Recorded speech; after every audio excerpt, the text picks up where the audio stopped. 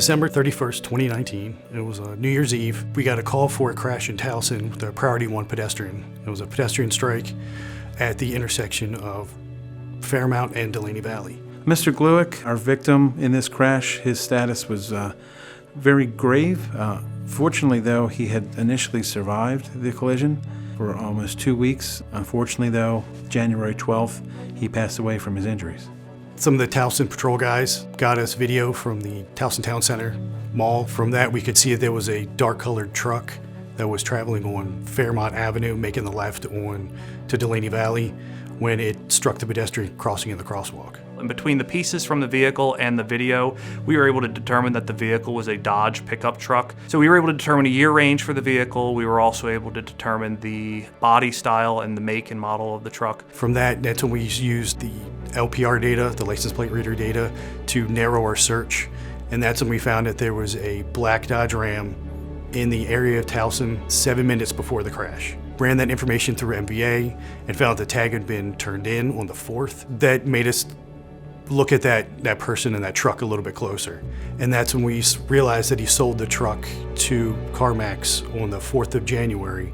And from there, we found that CarMax sold the car at auction and that somebody from Virginia bought the truck and was in the process of getting it repaired so he could flip the truck and sell it again. As soon as we found out where the vehicle was sold to, we knew that we had a timeline and that we needed to expedite recovering this vehicle, because every single day that we don't have the vehicle in our possession is another day where the evidence could be lost, the vehicle could be repaired, DNA evidence could be contaminated. Officer Schaefer went down and secured the vehicle and brought it back to our headquarters where a search warrant was performed, where we compared the vehicle pieces collected from the scene to the missing pieces that were on the grille of the truck and made a positive match. So we had a definite match of this was the truck that struck the pedestrian.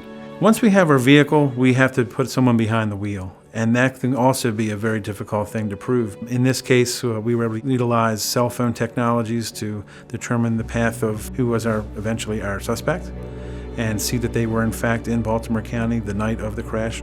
When we decided to effect the arrest at his place of work in Frederick, and I was there, first car that pulled up and put cuffs on him and told him he was under arrest. I'm very humbled and grateful for being nominated and ultimately our team receiving this award. The crash team is seen as just people that go out and take measurements of the crash scene and write a report, but it's much more than that.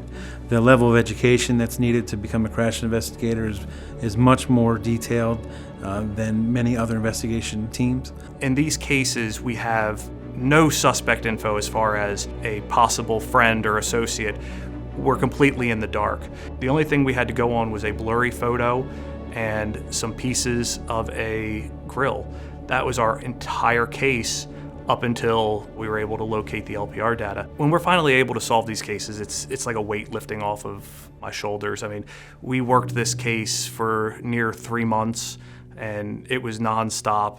I would like to say to the Police Foundation, thank you for recognizing us in our efforts to solve this case. The way the team came together and brought justice to a family.